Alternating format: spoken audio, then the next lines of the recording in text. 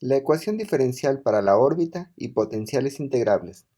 Lo que queremos ahora es encontrar la ecuación de la órbita, es decir, la dependencia de r respecto de θ.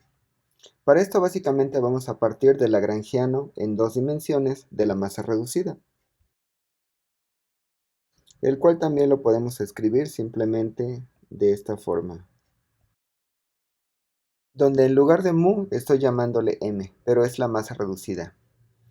Lo que queremos ahora es encontrar la ecuación de la órbita. Como había mencionado, la ecuación de la órbita es una ecuación diferencial que donde r depende de θ en lugar de que r dependa de t.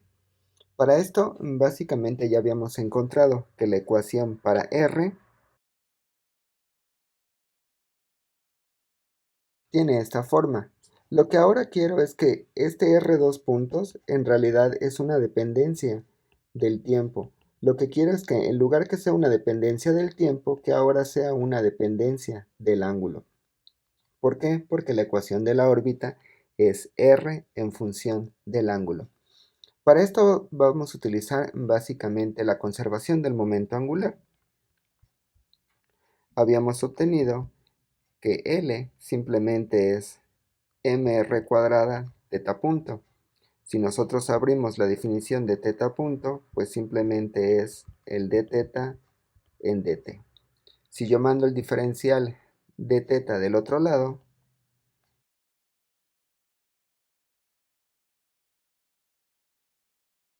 y finalmente construimos un operador. Este operador simplemente es una derivada por un término constante. ¿Para qué construimos esto? Para cambiar la dependencia de t en esta ecuación de aquí. Recordemos que r, dos puntos, simplemente es d segunda de r en dt. Ahora lo que vamos a hacer es cambiar la expresión por esta expresión que está acá. Entonces, en lugar de escribir el r dos puntos aquí, lo que vamos a escribir es toda esta expresión que está acá.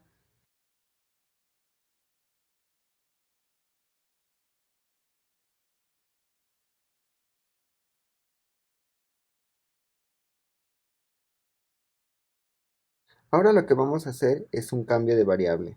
Vamos a hacer u igual a 1 sobre r. Entonces, por lo tanto, cuando yo haga du en dθ, eso simplemente va a ser du en dr por dr en dθ. Pero recordemos que u en r, pues simplemente es la derivada de 1 sobre r. Entonces lo que vamos a hacer es, en lugar de escribir este término que está aquí, que es 1 sobre r por dr en dθ, voy a escribir simplemente du en dθ. Y en lugar de escribir el término 1 sobre r, vamos a escribir au.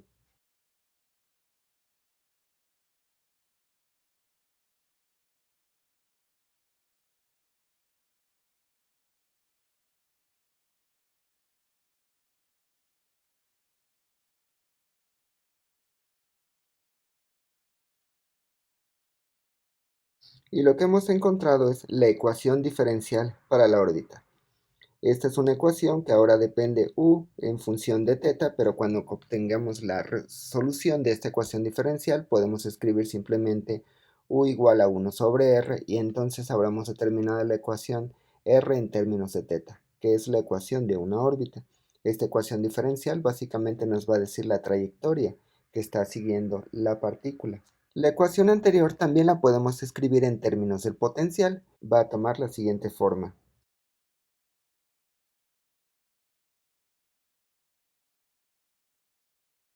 Nuevamente lo que vamos a hacer es reescribir esta función d en dr en términos ahora de u y θ. Lo que vamos a hacer nuevamente es construir un operador. Recordemos que u es igual a 1 sobre r. Si diferenciamos de u, si invertimos esta ecuación, si despejamos ahora el dr y finalmente construimos el operador. Entonces, si este operador lo reescribo ahora aquí en f,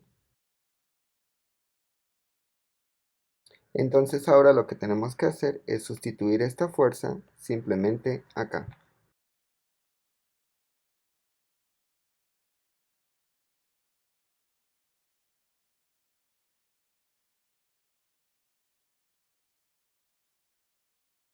Y esto es lo que se le conoce como la ley de potencias.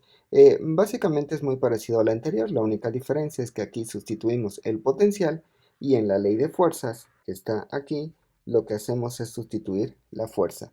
Las dos ecuaciones son diferenciales análogas, una con fuerza y otra con potencial. Solamente hay que tener muy presente que aquí lo que vamos a obtener es R al final del día, R en función de teta. Resolvemos U en función de teta y usaremos el cambio de variable de u es igual a 1 sobre r, entonces obtenemos r en función de teta, que es lo que se le conoce como la ecuación de una cónica. También hay que tener muy presente, esta es una ecuación diferencial de segundo orden, por lo tanto, para poder escribir la solución completa, lo que necesitamos son las dos condiciones a la frontera, por ser una ecuación diferencial de segundo orden. Para esto, una vez que tengamos las condiciones a la frontera, las sustituimos y habremos obtenido la solución.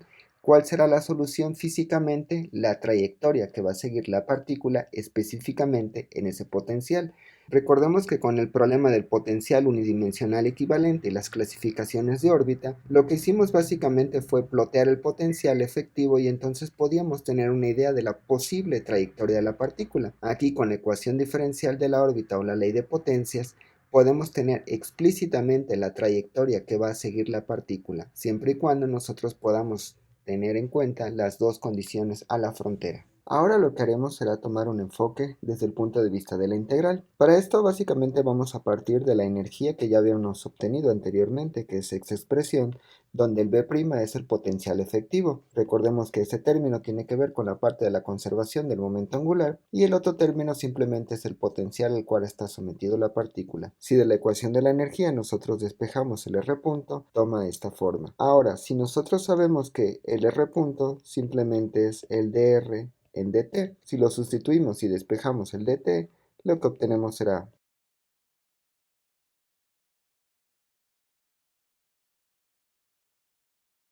y de la conservación del momento angular,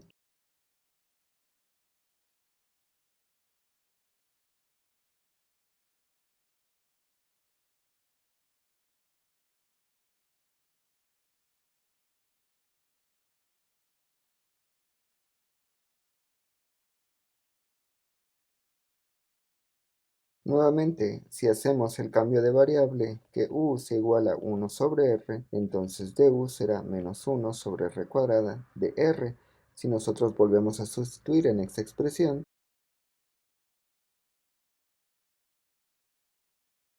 finalmente podemos integrar esta expresión desde un ángulo inicial hasta un ángulo final y lo que tendremos es un delta teta.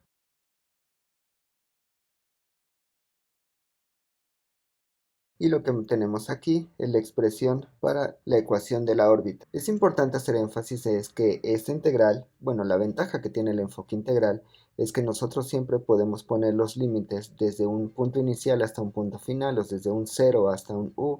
Entonces eso lo que significa es que no vamos a tener constantes de integración. Este enfoque tiene la ventaja de que cuando nosotros sustituyamos un potencial específico, no vamos a tener constantes, es decir, si nosotros trabajamos desde el punto de vista de la ecuación diferencial, recordemos que vamos a tener al final que necesitar meter las dos condiciones a la frontera dado que es una ecuación diferencial de segundo orden. Sin embargo, si nosotros consideramos el enfoque integral, ya no es necesario esas condiciones a la frontera porque la integral siempre la podemos sustituir desde un punto inicial, que sería un 0, hasta un u, y eso lo que nos va a dar es que nos va a matar la constante de integración.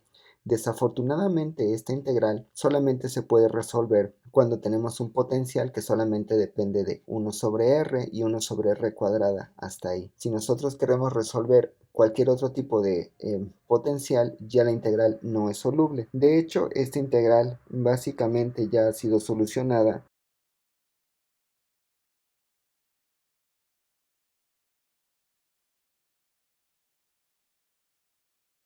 La cual básicamente ya es una integral que ha sido resuelta. La pueden consultar en el manual de tablas matemáticas de Murray Spiegel.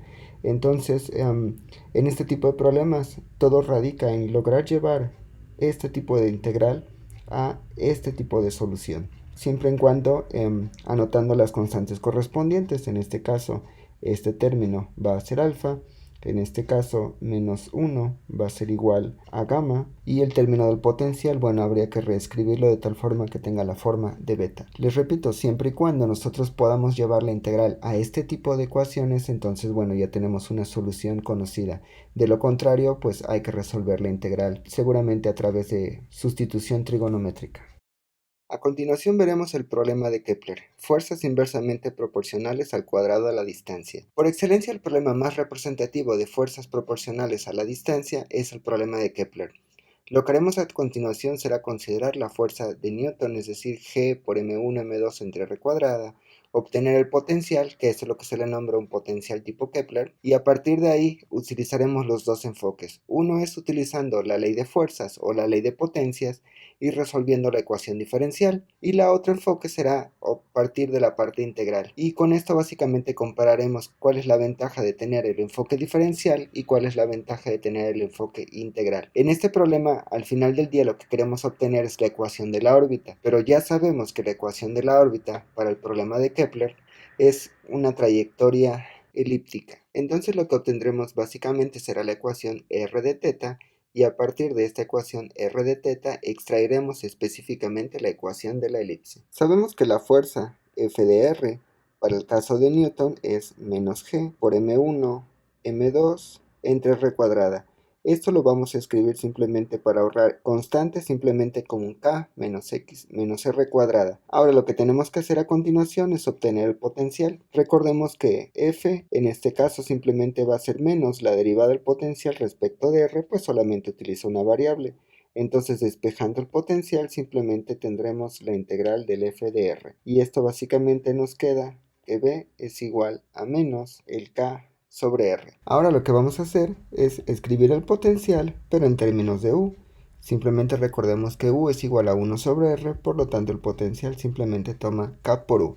Lo que vamos a hacer es sustituir este potencial dentro de la ley de potencias.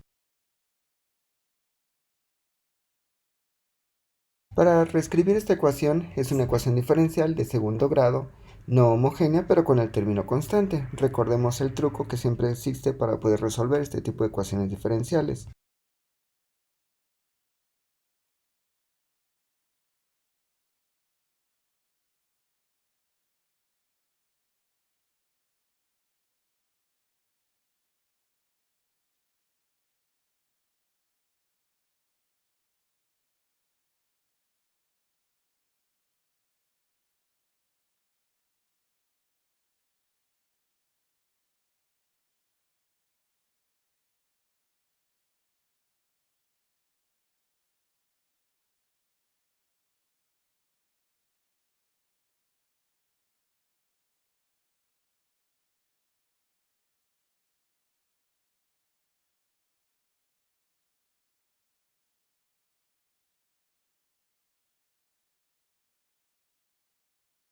Esta es la ecuación de una cónica, básicamente 1 sobre r. Esa es la ecuación de la cónica. Sin embargo, no podemos tener una idea clara del movimiento, puesto que no conocemos las dos constantes de integración. Lo que vamos a hacer ahora es partir del enfoque integral. Llegamos a una ecuación de la cónica, esperamos también que por parte de la integral lleguemos a una ecuación de la cónica. La ventaja de la integral es lo que habían comentado hace un momento, que no vamos a tener las constantes. Ahora lo que haremos será tomar el enfoque integral. Recordemos que habíamos dicho que la integral básicamente es la que tenemos aquí en morado, donde ahora el potencial u simplemente es menos k por u. Entonces lo que voy a hacer es sustituir el potencial en la integral y tratarlo de llevar a la forma que ya habíamos escrito anteriormente, donde el radical era alfa más beta x más gamma x cuadrada.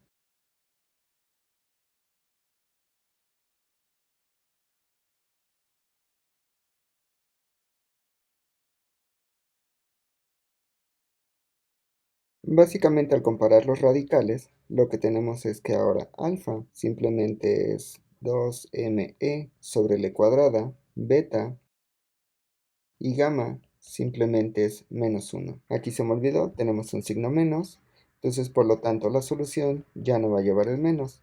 Entonces cuando sustituimos, lo que obtenemos es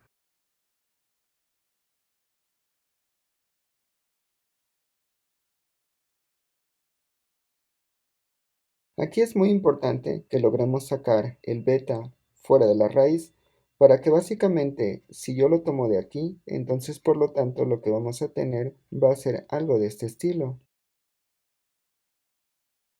Entonces logremos cancelar esta beta. Entonces por eso es muy importante factorizar el término de beta, que es básicamente lo que voy a ver, lo que voy a hacer a continuación.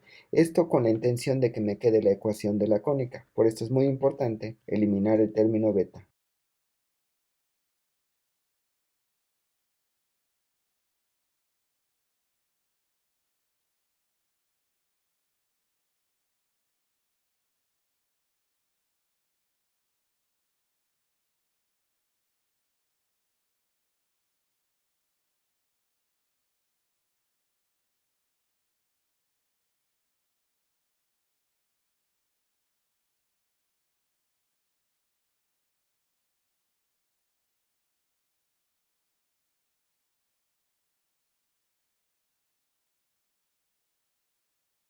Ahora despejando a u, básicamente lo que tenemos es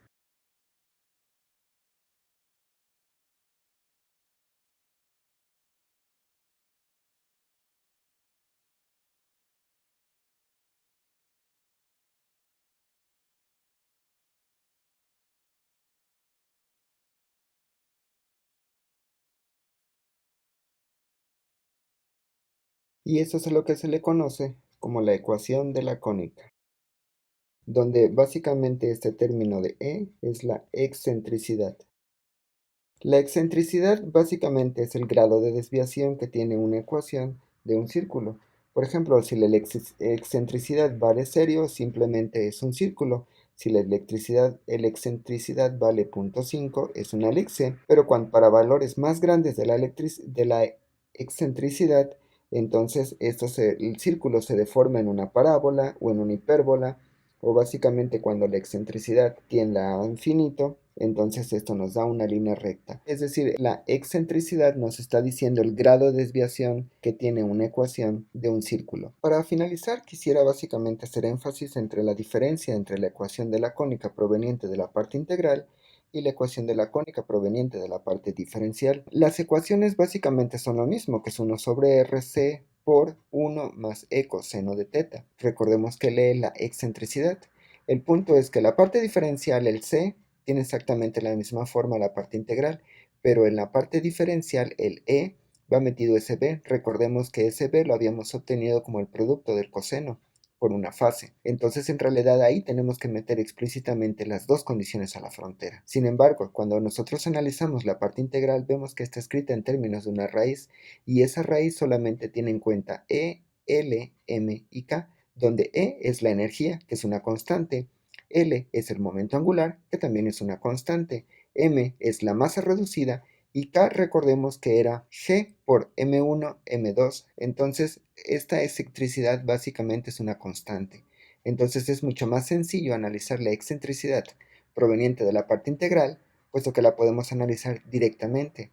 En cambio, la excentricidad de la parte diferencial necesitamos las dos condiciones a la frontera. Y aquí no es tan fácil poner las condiciones a la frontera porque en realidad solo sabemos que tenemos un potencial central. No sabemos en dónde parte la partícula ni a dónde está llegando. Entonces es un poco complicado poner las condiciones a la frontera.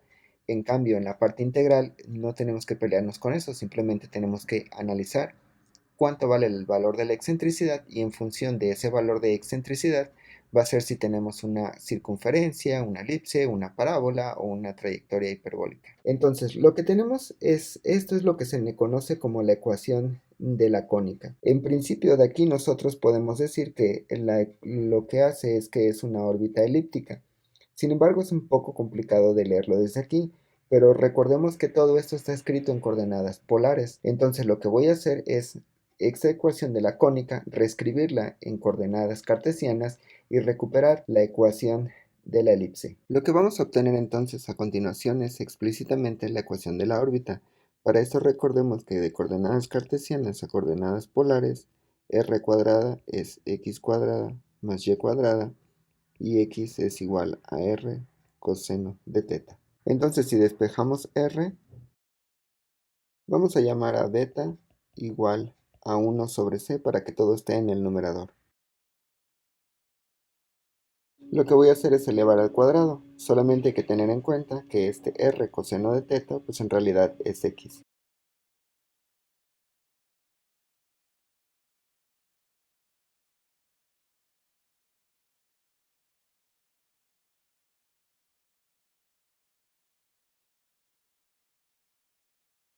De aquí nos damos cuenta de lo que básicamente tenemos es un binomio al cuadrado. Tenemos el término de x al cuadrado, tenemos el término lineal en x y nos falta el término constante.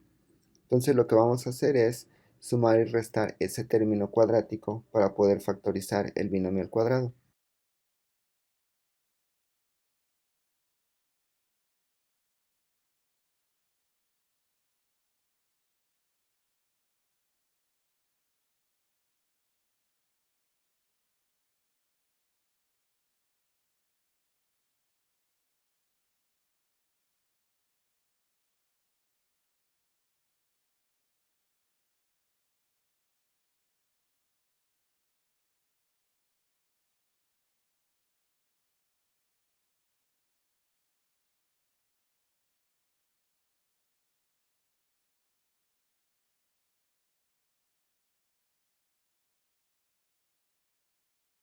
Y esta es la ecuación de una elipse. Vamos a hacer un poco más de álgebra para determinar específicamente qué cosa es este beta sobre 1 menos c cuadrada.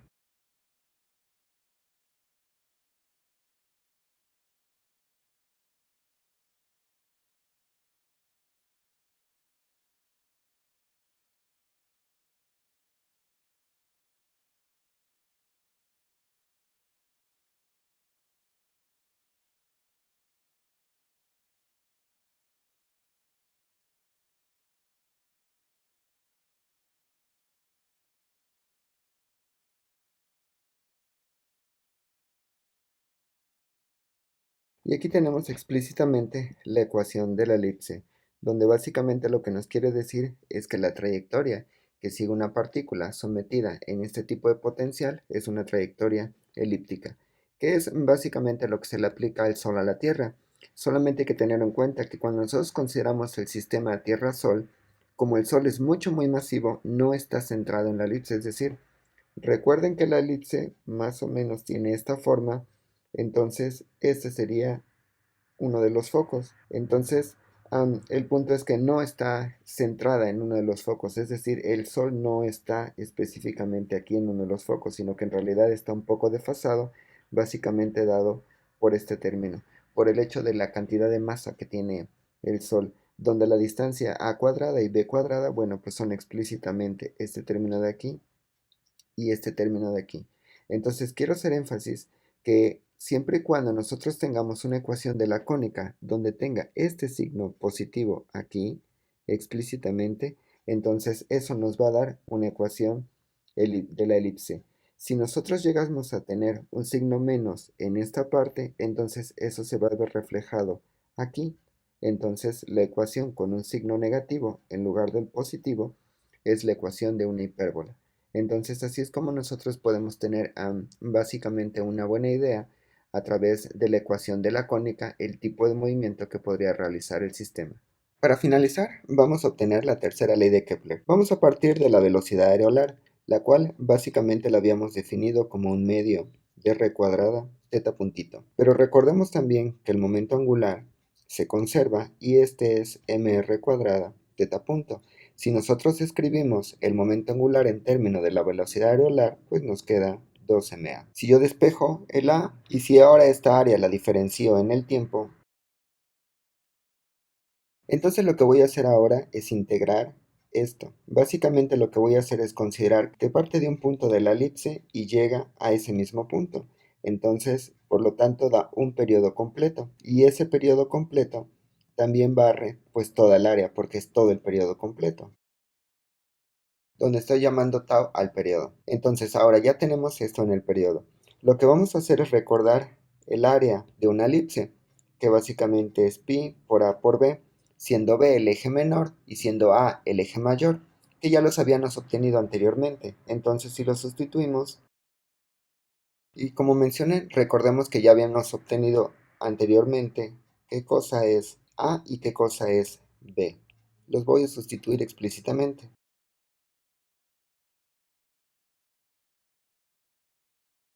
Aquí tenemos el periodo en términos de la energía, pero la tercera ley de Kepler está relacionada con el periodo y el semieje mayor de la órbita. Entonces lo que vamos a hacer es sustituir a A, recordemos que A es K sobre 2E, entonces por lo tanto podemos reescribir AE como K sobre 2A. Entonces lo voy a sustituir en esta expresión.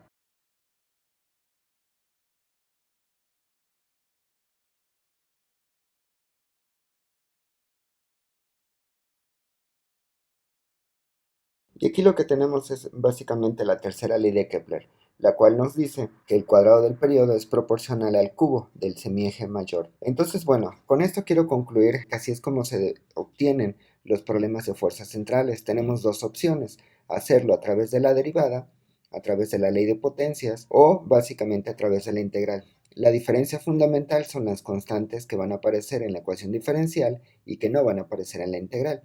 Sin embargo, no cualquier tipo de potencial se puede analizar a través de la integral. Así es que es mucho muy recomendable primero atacar a través de la integral, y si esta no tiene la forma que habíamos visto anteriormente del alfa, el beta x y el gamma x cuadrada, entonces bueno, se tendría que proceder a resolverla como una integral trigonométrica.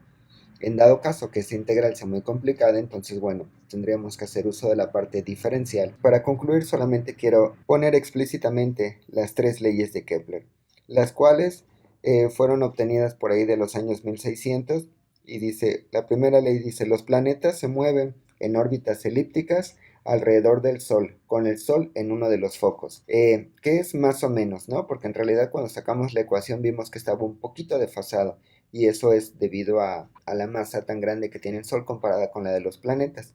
Además, también esto fue puramente empírico. Segunda ley: el área por unidad de tiempo barrida por el radiovector del Sol al planeta es constante, es decir, la velocidad areolar es constante. Y finalmente, el cuadrado de los periodos de la órbita es proporcional al cubo del eje mayor de la órbita del planeta, que es justo lo que acabamos de obtener. Solamente que Kepler lo tuvo de una forma muy diferente. Lo que él hizo básicamente es, en ese entonces un astrolabio muy famoso que se llamó Tycho Brahe. En ese entonces se le llamaban astrolabio porque se ponían algo en el labio y tenía como una especie de ocular.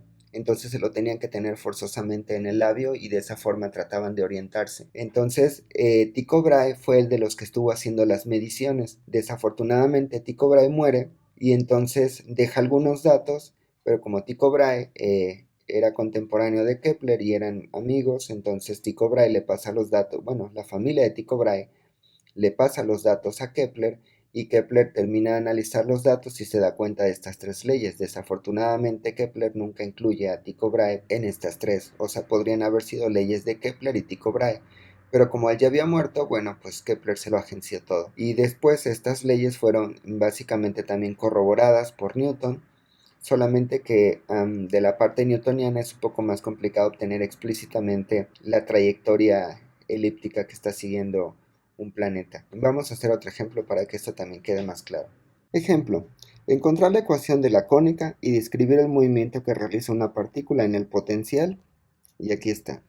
Entonces, bueno, primero lo que tenemos que hacer es analizar el potencial a través de graficando con la técnica del potencial unidimensional equivalente. Entonces, para poder graficar esto, recordemos que el potencial efectivo básicamente es el L cuadrada sobre el 2mr cuadrada más el potencial. Y en este caso, cuando nosotros graficamos esto, tenemos esta expresión, donde la parte azul es este término, la parte negra es este otro término, entonces la parte roja es la superposición.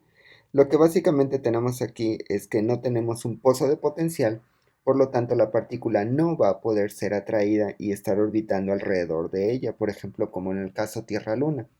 Lo que va a pasar es que la partícula simplemente va a ser el centro de fuerzas y va a llegar y va a volver a ser repelida.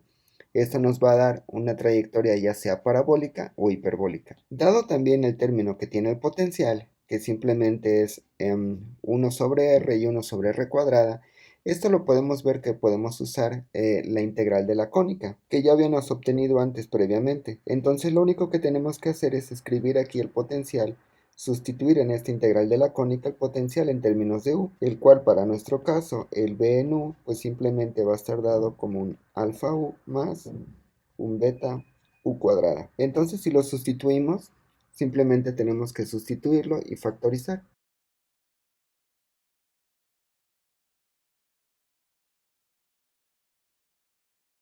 Si nosotros analizamos esta integral básicamente ya habíamos dicho que tenía una solución de este estilo. Dado que tenemos el término constante, que aquí está a, tenemos el término lineal, que este sería b, y tenemos finalmente el término con u cuadrada, o en este caso x al cuadrado, que sería c.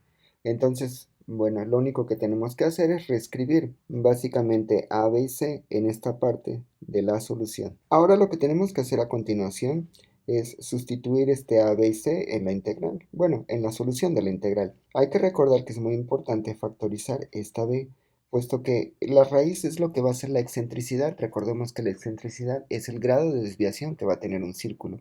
Entonces, entre más compacta sea esta expresión, es mucho más sencillo de leerla. Por eso es muy importante factorizar la b. Lo que voy a hacer a continuación es hacer el cálculo por partes y luego juntar todo en esta expresión de la solución.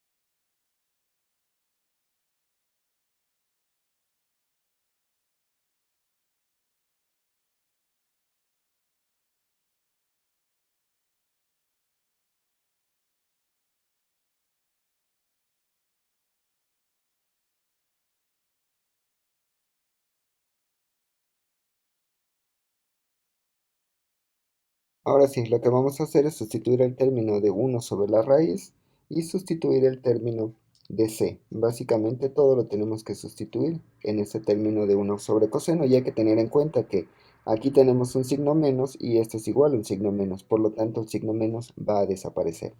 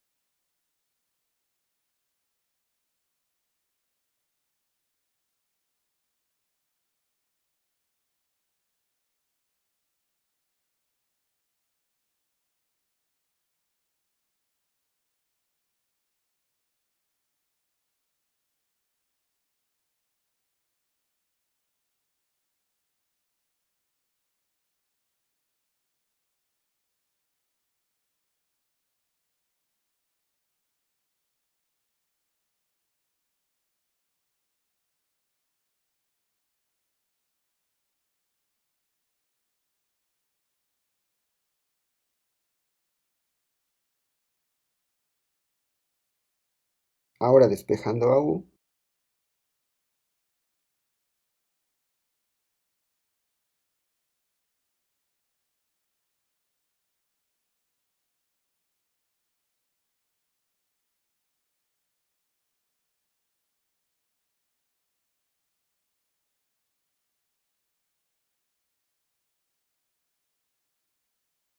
entonces aquí tenemos lo que es la ecuación de la cónica.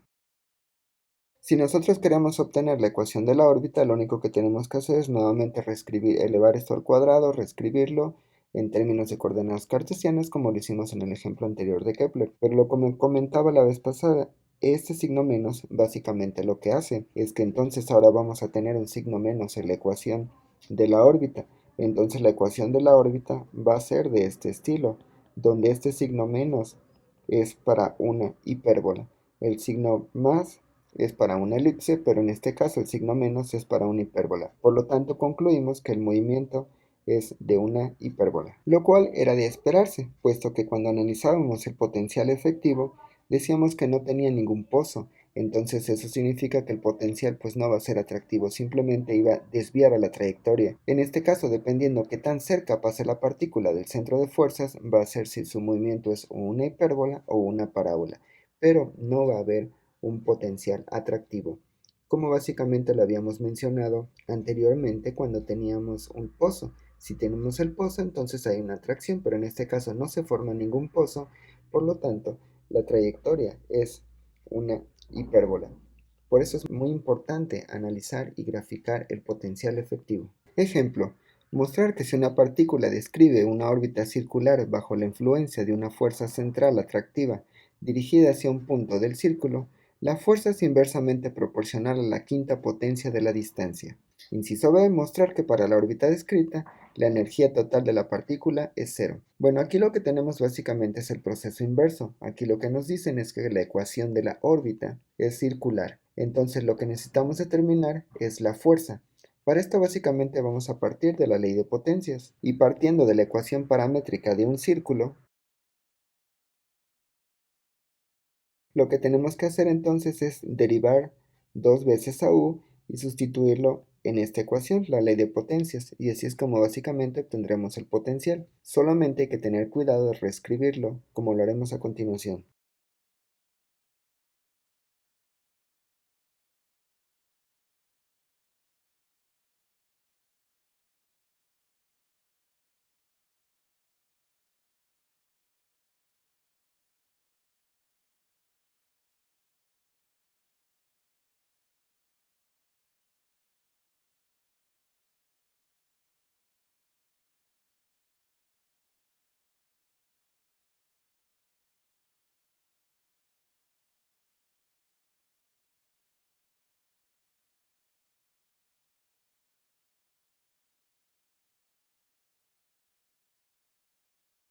Como ya tenemos esta parte, entonces ahora lo que vamos a hacer es sustituirlo en en la ley de potencias. Haciendo el cálculo por partes,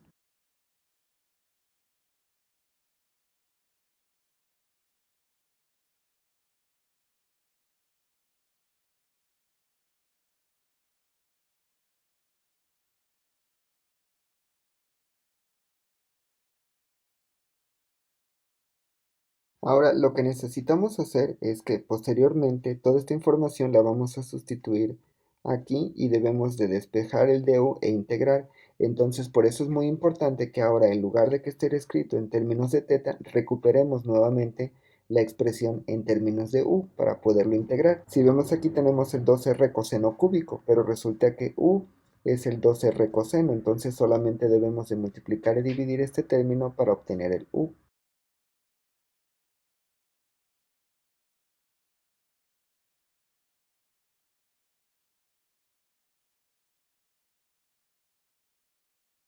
Es muy importante haber recuperado esta expresión en términos de u. Ahora, sustituyendo este término por este que está acá,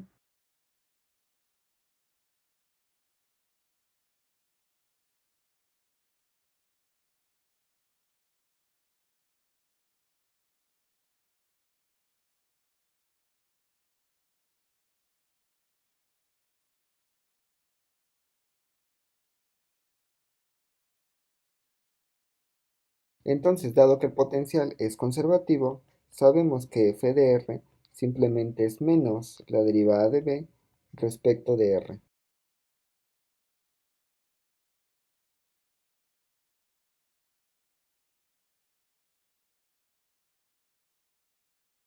Y aquí tenemos explícitamente que la fuerza es inversamente proporcional a 1 sobre r a la quinta.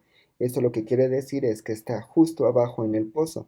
Recordemos que cuando habíamos analizado para el problema de Kepler, decíamos que cuando teníamos el potencial en esta forma, justo en este punto, la órbita iba a ser circular. Es decir, justo en este punto, entonces tenemos un círculo, entonces la fuerza es proporcional a 1 sobre r a la quinta, y ahora lo que tenemos que demostrar es que este punto, la energía, es igual a cero. ¿Cómo demostramos que la energía es igual a cero? Bueno, aquí ya tenemos el potencial, lo único que tenemos que obtener es la energía cinética. Recordemos que la energía cinética, pues simplemente T es un medio de mr punto al cuadrado más r cuadrada por teta punto al cuadrado, donde ahora el r cuadrada es justamente este término que está aquí.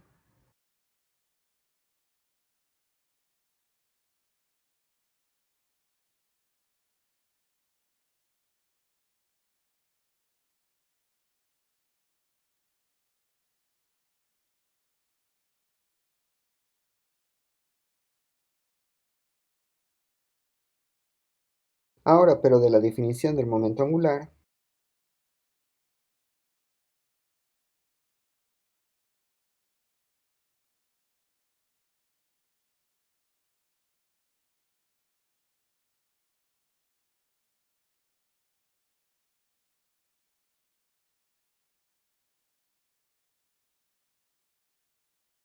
y es justo lo que comentaba hace un momento, la energía debe ser cero porque si recordemos la gráfica, justo este punto, habíamos comentado que la energía tenía el mínimo, tenía el cero, y aquí está demostrado explícitamente. En este punto la órbita es un círculo y la energía es un mínimo, es decir, es cero.